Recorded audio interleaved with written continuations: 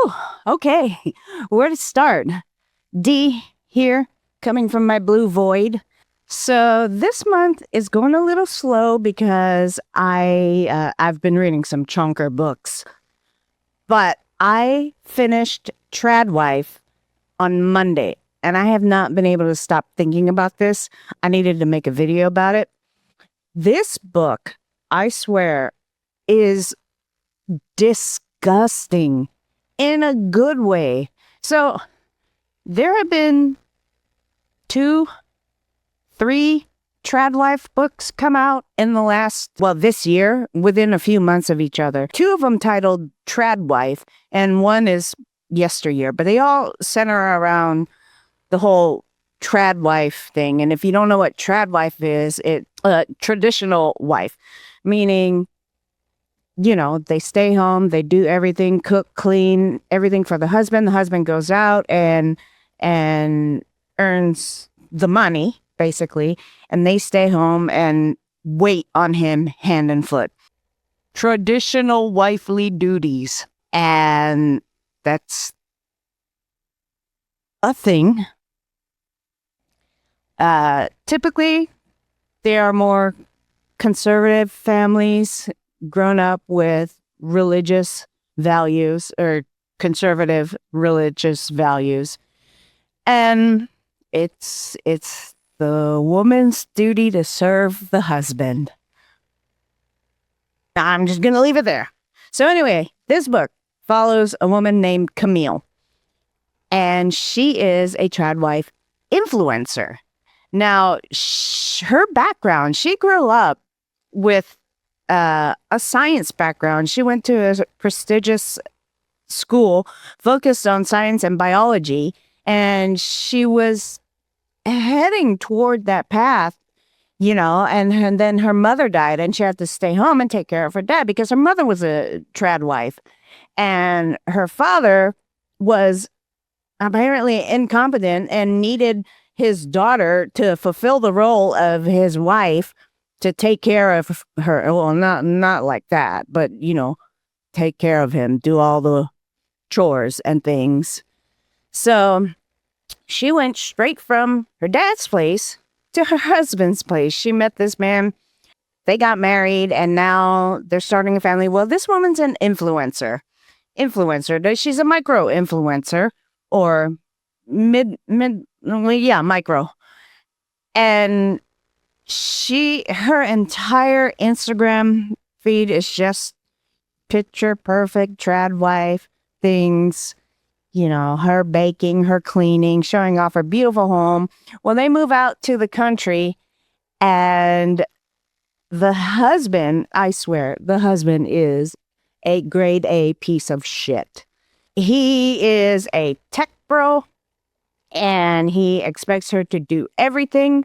Now she, while being an influencer, she sees her numbers dwindling, her subscriber, follow count, engagement dwindling, and the reason for it, she thinks, is because she doesn't have a child. They've been trying to get pregnant, although since they moved out to the country, the husband's been slipping away because now, he has this long commute, and she suspects him of cheating, which turns out, spoiler, he was. Anyway, she's trying to have a child, but when they're not sleeping together, how's she going to have a child? Well, she goes out into the field in her backyard, because I live out in the country. There's a big wheat field behind the house, and she sees a well. It's an old well. I don't even think it has water in it, but she tosses a penny in and makes a wish for a child. When in the middle of the night, she's dreaming, and she wakes up from the dream paralyzed, and she can't speak, and she sees this eye with a bunch of wings around it asking her, do you want a child? She can't move, she can't speak or anything, so she thinks her thoughts at it, and this creature is asking her, why do you want a child? Well, she gives this influencer curated answer, and this creature calls her on that bullshit quick, and he disappears. And several nights go by, same thing happens over and over. And finally she said she tells the truth. She wants a child because she needs something to take care of. Or she needs to be influential in this. Also, she needs it for her follower count, right? Because she wants to blow up and become this big influencer. You know, one of her heroes is this mega trad wife influencer. She makes a deal with this thing. Her husband's still not sleeping with her. So finally, this thing starts appearing to her in person. And it is, for all intents and purposes, a demon, right? It's got scales. It's got, leathery wings and horns. She gaslights herself. She gaslights herself into thinking this is an angel. Well, technically it turns out to be a fallen angel. But so she gaslights herself into thinking this is an angel and this is what she needs. And God is telling her, I need to have a child with this angel. So she sleeps with the angel and then she becomes pregnant. Now, there have been comparisons to Rosemary's Baby on this. And I don't quite think it's that. I mean, yes, she has a demon child. However, it gets a lot more unhinged and just wonderfully disgusting. I guess this is what you call body horror. So what happens is she goes through this pregnancy, and this pregnancy is condensed. I mean, it happens in 2 months. She goes from not being pregnant to already showing to having the baby in 2 months on her floor. And when the baby's born, the baby's kind of greenish, grayish, and it's got these sharp teeth. The baby's not born with teeth, but the teeth show up like that. And as soon as the baby's born, she's got the baby on the floor. She's trying to change the baby or prepping to feed the baby. And the baby turns around and chomps off 2 of her toes. And there's like a paralytic and healing agent in the baby's saliva that keeps her from bleeding out. So this is the only way she can feed the baby. The baby will only eat meat and eat her blood. And slowly she finds herself also craving meat and blood.